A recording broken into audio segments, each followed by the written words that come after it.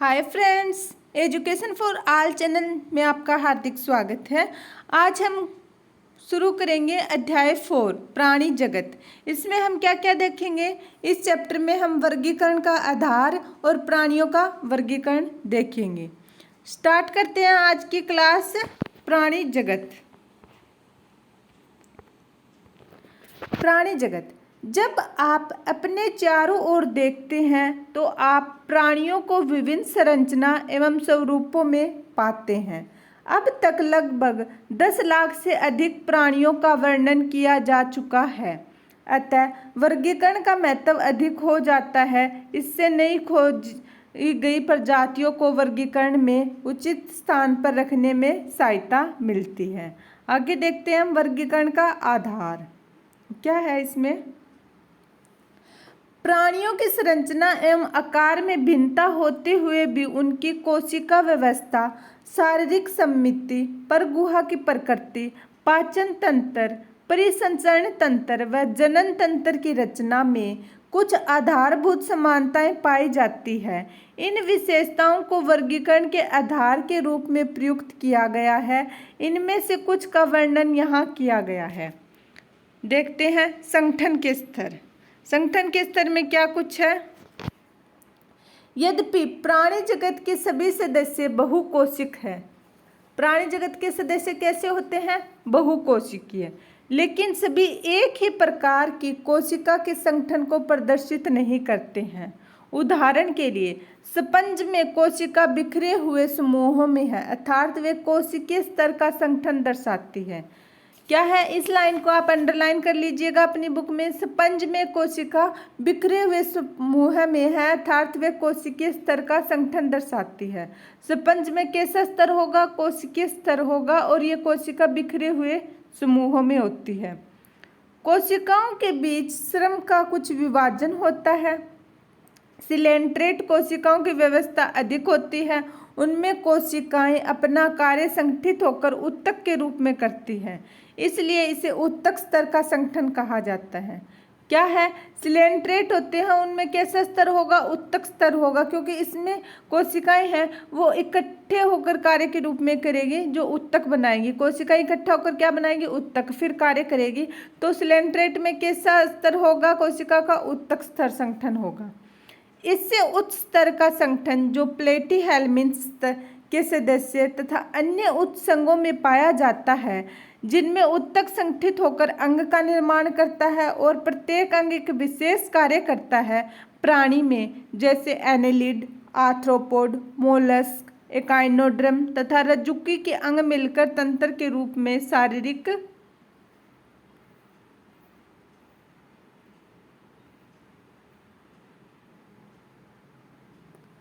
कार्य करते हैं।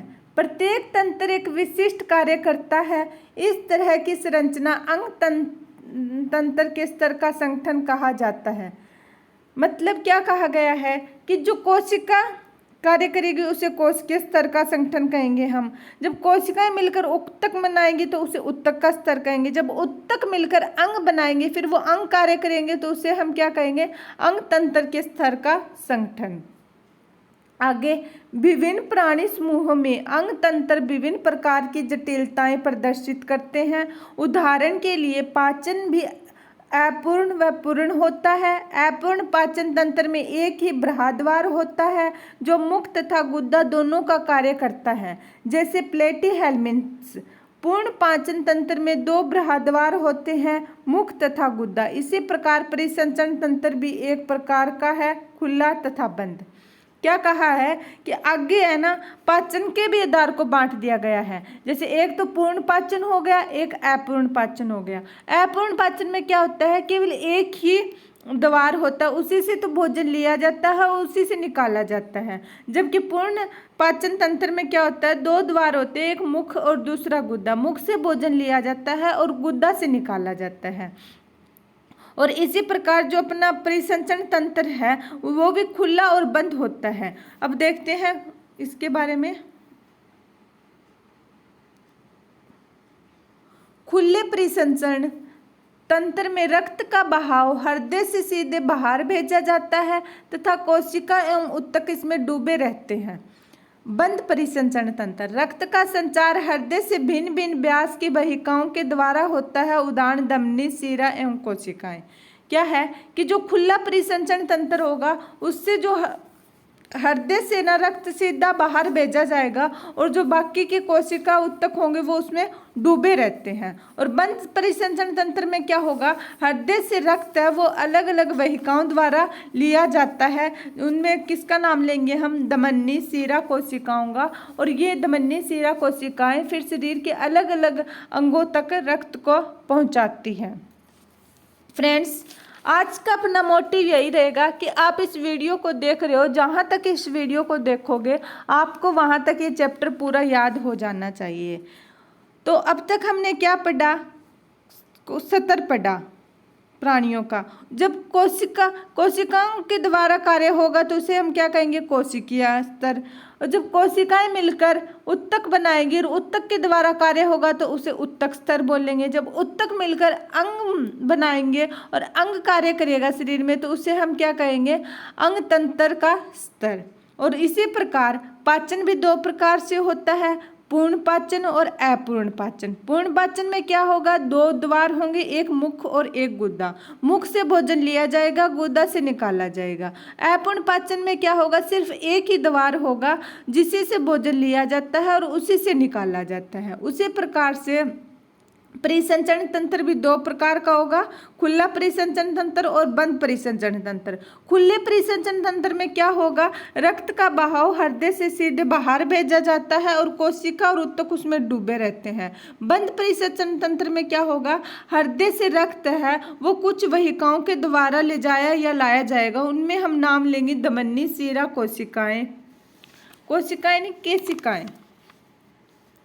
आगे देखते हैं हम सममिति। सममिति क्या है, प्राणी को सममिति के आधार पर भी श्रेणीबद्ध किया जा सकता है। मतलब सममिति के आधार पर भी प्राणियों को बांटा जा सकता है। स्पंज मुख्यतः असममिति होते हैं, अर्थात किसी भी केंद्रीय अक्ष से गुजरने वाली रेखा इन्हें दो बराबर भागों में विभाजित नहीं करती। जब किसी भी केंद्रीय अक्ष से गुजरने वाली रेखा प्राणी के शरीर को दो समरूप भागों में विभाजित करती है तो इसे अर्य सममिति कहते हैं। इसमें हम क्या नाम लेंगे, सिलेंट्रेट, टिनोफोर और तथा एकाइनोड्रम में इसी प्रकार की सममिति होती है। अब सममिति क्या है कि सममिति के आधार पर हम प्राणियों का वर्गीकरण किस प्रकार से करते हैं कि जब भी किसी प्राणी को दो भागों में या किसी भी भाग से काटा जाए वो किस रूप में विभाजित होता है उसे हम सममिति कहेंगे। असममिति में क्या होता है, अ आ गया, अ का मतलब क्या होता है, नहीं। तो मतलब किसी भी प्राणी को किसी भी एंगल से या कहीं से भी काट दो वह दो भागों में इक्वल विभाजित नहीं होगा, समरूप विभाजित नहीं होगा, तो उसे हम असममिति कहते हैं। जैसे कि ये कोई है, कहीं से छोटा है कहीं से बड़ा है, तो इसको हम ऐसे काटेंगे तो यहाँ पे इस तरफ से थोड़ा बड़ा आ गया, उस तरफ से छोटा आ गया, या फिर ऐसे है इसको ऐसे काटेंगे तो इस तरफ से ये अलग हिस्सा होगा, इस तरफ से ये राउंड वाला होगा, यहाँ पे ये ऐसे निकल गया, दो भागों में समरूप भागों में नहीं बंट रहा है, तो वह क्या हो गया, असममिति। इसमें हम एग्जाम्पल किसका लेंगे, पोरीफेरा का, स्पंज का। किसका लेंगे, स्पंज का। वहीं पर सममिति क्या होती है, सम में ए नहीं है तो मतलब कि एक ऐसे अर्य सममिति। अर्य सममिति में क्या लेंगे हम, कोई भी प्राणी को जब दो भागों में काटने पर इक्वल रूप से डिवाइड हो जाए, जैसे कि ये है, अब ये प्राणी है एक, तो इसको बीच से काट दिया तो यहाँ से भी ये इक्वल हो गया, यहाँ से भी इक्वल हो गया, दो भागों में इक्वल विभाजित हो गया, उसे हम क्या कहेंगे, अर्य सममिति। ये डायग्राम में दिखाई गई है अर्य सममिति। ये देखो, ये अर्य सममिति का डायग्राम है कि किसी भी प्राणी को किसी भी एंगल या कैसे भी काटोगे तो वह दो इक्वल भागों में विभाजित होगा, उसे हम क्या बोलेंगे, अर्य सममिति। अब आगे है द्विपार्श्व सममिति। द्विपार्श्व में क्या होता है, किंतु एनेलिड, आर्थ्रोपोड आदि में एक ही अक्ष से गुजरने वाली रेखा द्वारा शरीर को दो समरूप दाएं एवं बाएं भाग में बांटा जा सकता है, इसे द्विपार्श्व सममिति कहते हैं। मतलब जब हम किसी प्राणी को दाएं या बाएं भाग में समरूप भाग में बांटेंगे तो द्विपार्श्व सममिति कहेंगे। जहां तक मानव शरीर को देखा जाए तो यह 70 से 80% तक द्विपार्श्व सममिति में बंटता है। बाहरी रूप से देखें तो हम जैसे एक हाथ हो गया, एक टांग हो गई, एक आंख हो गई, एक कान हो गया, भीतर के ऑर्गन को छोड़कर मानव का भी क्या होगा, द्विपार्श्व सममिति में आएगा 70 से 80। इसमें हम एग्जाम्पल किसका लेंगे, एनेलिड, आर्थ्रोपोड में द्विपार्श्व सममिति का एग्जाम्पल लेंगे। अर्य सममिति में किस किस का एग्जाम्पल लेंगे, सिलेंट्रेट, टिनोफोर, इकाइनोड्रम का। किसका, सिलेंट्रेट, टिनोफोर, इकाइनोड्रम का। एक बार याद कर लीजिएगा सममिति, मेरे साथ रिपीट कीजिएगा, आपको लेक्चर देखते हुए टाइम नींद भी नहीं आएगी। असममिति में हम किसका एग्जाम्पल लेंगे, स्पंज का, पोरिफेरा या स्पंज का। इसमें क्या होता है भी, किसी भी एंगल से किसी भी भाग से काटो दो समरूप भागों में नहीं बंटेगा। स्पंज दो समरूप भागों में नहीं बंटेगा, वो क्या होगी, असममिति। अर्य सममिति में क्या होगा, हम जब किसी प्राणी को काटते हैं तो वह दो समरूप भागों में बंटता है। इसमें हम किसका एग्जाम्पल लेंगे, सिलेंट्रेट, टिनोफोर, इकाइनोड्रम का। मेरे साथ साथ रिपीट कीजिएगा, अर्य सममिति में हम किसका एग्जाम्पल लेंगे, सिलेंट्रेट, टिनोफोर, इकाइनोड्रम का। और फिर द्विपार्श्व सममिति में क्या होगा, जब दाएं से बाएं हम काटेंगे तो दो समरूप भागों में बंट जाएगा। इसमें हम एग्जाम्पल लेंगे एनेलिड, आर्थ्रोपोड का। किसका, एनेलिड, आर्थ्रोपोड का। आगे देखते हैं हम द्विकोरिक और त्रिकोरिक संगठन। जिन प्राणियों में कोशिकाएं दो भ्रूणीय स्तरों में व्यवस्थित होती है, यथा ब्रहा एक्टोड्रम ब्रहा त्वचा तथा आंतरिक इंडोड्रम अंतत्वचा, वे द्विकोरिक कहलाते हैं। जैसे सिलेंट्रेट, वे प्राणी जिनके विकसित भ्रूण में तृतीय भ्रूणीय स्तर मीजोड्रम होता है, त्रिकोरिकी कहलाते हैं। जैसे प्लेटीहेल्मिन्थ से रज्जुकी। द्विकोरिकी और त्रिकोरिकी संगठन में क्या होता है, जब भ्रूणीय स्तरों में कोशिकाओं की व्यवस्था, क्या भ्रूणीय स्तरों में कोशिकाओं की व्यवस्था कौन कौन सी, एक्टोड्रम, इंडोड्रम, जब दो कोशिकाओं की व्यवस्था होगी तो द्विकोरिक होगी। और त्रिकोरिक मतलब तीन, त्रि मतलब तीन, तो एक्टोड्रम और इंडोड्रम के मध्य क्या आ जाएगी, मीजोड्रम। एक्टोड्रम और इंडोड्रम के मध्य क्या आ जाएगी, मीजोड्रम। मीजोड्रम मतलब बीच की त्वचा। एक्टोड्रम ब्रहा त्वचा, इंडोड्रम अंतत्वचा, आंतरिक त्वचा, और मीजोड्रम मध्य त्वचा। तो इसमें हम द्विकोरिक में हम किसका एग्जाम्पल लेंगे, सिलेंट्रेट का। किसका, सिलेंट्रेट का। और त्रिकोरिक में हम किसका एग्जाम्पल लेंगे, प्लेटीहेल्मिन्थ से रज्जुकी तक। याद हो गया होगा, समझ आ गया होगा द्विकोरिकी त्रिकोरिकी संगठन क्या है। द्वि से याद रखना दो कोशिकाओं की व्यवस्था, त्रि से याद रखना तीन कोशिकाओं की व्यवस्था। द्वि में दो कोशिकाएं कौन कौन सी होगी, एक्टोड्रम, इंडोड्रम, और त्रिकोरिक में एक मीजोड्रम और आ जाएगी। और द्विकोरिक में हम किसका एग्जाम्पल लेंगे, सिलेंट्रेट का। और त्रिकोरिक में प्लेटीहेल्मिन्थ से रज्जुकी तक का। इसका डायग्राम देख लेते हैं हम, ये दिखा रखा है डायग्राम। भ्रूणीय स्तर का प्रदर्शन द्विकोरिकी त्रिकोरिकी। अब ये जो द्विकोरिकी है इसमें मीजोड्रम की जगह मीजोगिलिया बन गया है। क्या है, मीजोगिलिया है। जबकि त्रिकोरिकी में मीजोगिलिया किस में चेंज हो गया है, मीजोड्रम में। आगे देखते हैं हम परगुहा। परगुहा को क्या बोलते हैं, सिलोम। शरीर भित्ति तथा आहार नाल के बीच की गुहा की उपस्थिति अथवा अनुपस्थिति वर्गीकरण का महत्वपूर्ण आधार है। क्या बताया गया है, फिर से रिपीट कीजिएगा। शरीर भित्ति तथा आहार नाल के बीच में गुहा की उपस्थिति अथवा अनुपस्थिति वर्गीकरण का महत्वपूर्ण आधार है। मीजोड्रम मध्य त्वचा से आच्छादित शरीर गुहा को देह गुहा परगुहा कहते हैं। इससे युक्त प्राणी को परगुही प्राणी कहते हैं। उदाहरण एनेलिड, मोलिस्क, आर्थ्रोपोड, एकाइनोड्रम, हेमिकोडेट, कोर्डेट। अब याद रखो, शरीर की भित्ति आहार नाल के बीच की गुहा की उपस्थिति अथवा अनुपस्थिति वर्गीकरण का महत्वपूर्ण आधार है। मीजोड्रम मध्य त्वचा से आच्छादित शरीर गुहा को देह गुहा कहेंगे। परगुहा, परगुहा किसे कहेंगे, जो मीजोड्रम से चारों ओर से घिरी हो, जिसमें मेसोड्रम वेल डेवलप्ड हो, मतलब वो एक्टोड्रम और एंडोड्रम के चारों ओर फैली हो। इससे युक्त प्राणी को क्या कहेंगे? परगोही प्राणी। जिसमें मेसोड्रम अच्छे से विकसित हो, उसे हम क्या कहेंगे? परगोही प्राणी। इसमें हम एग्जाम्पल किसका लेंगे? साथ साथ बोलिएगा। Annelid, mollusc, arthropod, echinoderm, hemichordate, कोइडेट। फिर से देखिएगा, परगोही प्राणी क्या कहते हैं कि ये क्या है? ये एक डायग्राम है, ये एक्टोड्रम होगी, ये एंडोड्रम होगी। तो इसके बीच की ये जो मेसोड्रम है वो क्या होगी? चारों ओर से फैली होगी, पूरी विकसित होगी, उसे हम क्या कहेंगे? परगोही प्राणी।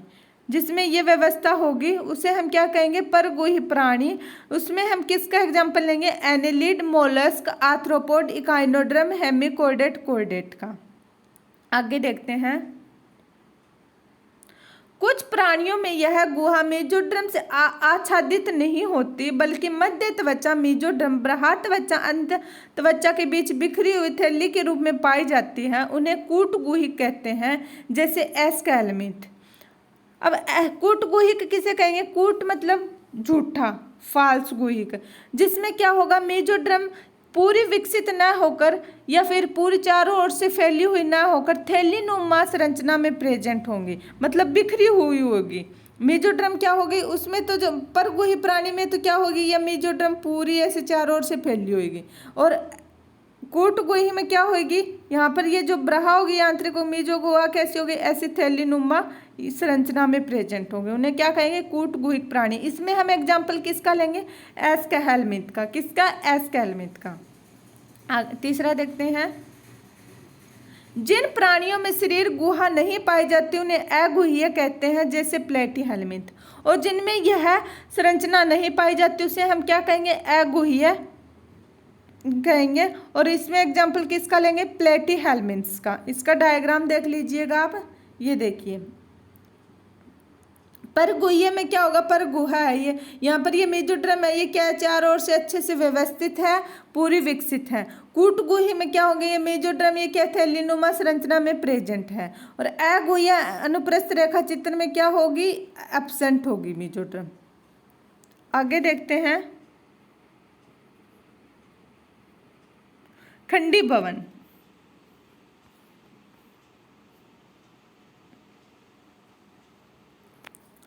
कुछ प्राणियों में शरीर बृहत् तथा आंतरिक दोनों ओर श्रेणीबद्ध खंडों में विभाजित रहता है। इनमें कुछ एक अंगों की क्रमिक पुनरावृत्ति होती है। इस प्रक्रिया को खंडी भवन कहते हैं। उदाहरण के लिए केंचुए में शरीर का विखंडी खंडी भवन होता है, यह विखंडावस्था कहलाती है। खंडी भवन, जिसे हम इंग्लिश में सेगमेंटेशन कहते हैं, क्या है कि खंडी नाम से पता चल रहा होगा आपको, खंडी से खंड। कोई भी प्राणी का शरीर खंडों में बंटा हुआ होता है। क्या? खंडों में बंटा हुआ होता है, उसे हम क्या कहेंगे? खंडी भवन। और खंडी भवन में ये क्या होता है? कुछ अंगों की पुनरावृत्ति होती है उनके खंडों में। देखो, कुछ प्राणियों के शरीर बृहत् तथा आंतरिक दोनों ओर श्रेणीबद्ध खंडों में विभाजित रहता है। इनमें कुछ एक अंगों की क्रमिक पुनरावृत्ति होती है। इस प्रक्रिया को खंडी भवन कहते हैं। उदाहरण के लिए केंचुए में शरीर का विखंडी खंडी भवन होता है, यह खंडावस्था कहलाती है। अब हम इसका एग्जाम्पल किसका लेंगे? केंचुए का। केंचुए का क्या होता है? ऐसे ऐसे होता है, उनके शरीर पे ऐसे खंड बने हुए होते हैं, छल्लेनुमा संरचनाएं प्रेजेंट होती है। आगे देखते हैं हम। फ्रेंड्स, एनसीईआरटी का हर एक वर्ड मोस्ट इम्पोर्टेंट है। आप धीरे धीरे कीजिएगा, लेकिन एनसीईआरटी की बुक को अच्छे से अपनी उंगलियों पर याद करके रखिएगा। चाहे रात के 2 बजे उठाकर आपको कुछ भी पूछे, आपको इसका हर एक वर्ड याद होना चाहिए। हमारा मतलब बस एनसीईआरटी को अच्छे से समझना और याद करना है। नेक्स्ट देखते हैं हम। पृष्ठ रज्जु। शलाका रूपी पृष्ठ रज्जु नोटोकॉर्ड मध्य त्वचा मेसोड्रम से उत्पन्न होती है, जो भ्रूणीय परिवर्धन विकास के समय पृष्ठ सतह में बनती होती है। पृष्ठ रज्जु युक्त प्राणी को रज्जुकी कॉर्डेट कहते हैं तथा पृष्ठ रज्जु रहित प्राणी को अरज्जुकी नॉन कॉर्डेट कहते हैं। पृष्ठ रज्जु क्या है? यह मध्य त्वचा से उत्पन्न होती है। कहाँ से होती है? मध्य त्वचा से। पृष्ठ रज्जु कहाँ से उत्पन्न होगी? साथ के साथ बोलिएगा मध्य त्वचा से, जो भ्रूणीय परिवर्धन विकास के समय पृष्ठ सतह में बनती है। कहाँ पर बनती है? भ्रूणीय परिवर्धन विकास के समय में पृष्ठ सतह पर बनती है। पृष्ठ रज्जु युक्त, जिसमें पृष्ठ रज्जु प्रेजेंट होती है, उन प्राणी को रज्जु की कॉर्डेट कहते हैं, और जिनमें पृष्ठ रज्जु नहीं पाई जाती उन्हें अरज्जुक या नॉन कॉर्डेट कहते हैं। फ्रेंड्स, ये चैप्टर मोस्ट इम्पोर्टेंट है। साथ में ये कुछ बच्चों को थोड़ा अजीब भी लगता है, याद करने में दिक्कत आती है, तो इसलिए हम इस चैप्टर को थोड़ी थोड़ी भागों में करके पूरे अच्छे से कंप्लीट करेंगे। आप इस वीडियो को 2-3 बार देखिएगा, आपको यहाँ तक अच्छे से याद हो जाएगा। फिर हम प्राणियों के वर्गीकरण को भी थोड़ा थोड़ा करके स्टेप बाय स्टेप करेंगे, ताकि आपको याद करने में ज़्यादा दिक्कत ना हो। एक साथ करेंगे तो फिर चैप्टर फिर से मिक्सअप हो जाएगा। आज का चैप्टर हम यहीं पर ये वीडियो यहीं पर समाप्त करते हैं। जानने से पहले आप वीडियो को लाइक करना, चैनल को सब्सक्राइब अपने क्लास में या दोस्तों के साथ शेयर ज़रूर करना, क्योंकि आपके सपोर्ट के बिना ये चैनल ग्रो हो ही नहीं सकता। और कमेंट बॉक्स में अच्छे अच्छे कमेंट करना, और अगर वीडियो को इम्प्रूवमेंट करने के लिए कोई सुझाव हो तो वो भी ज़रूर लिखना। Thank you.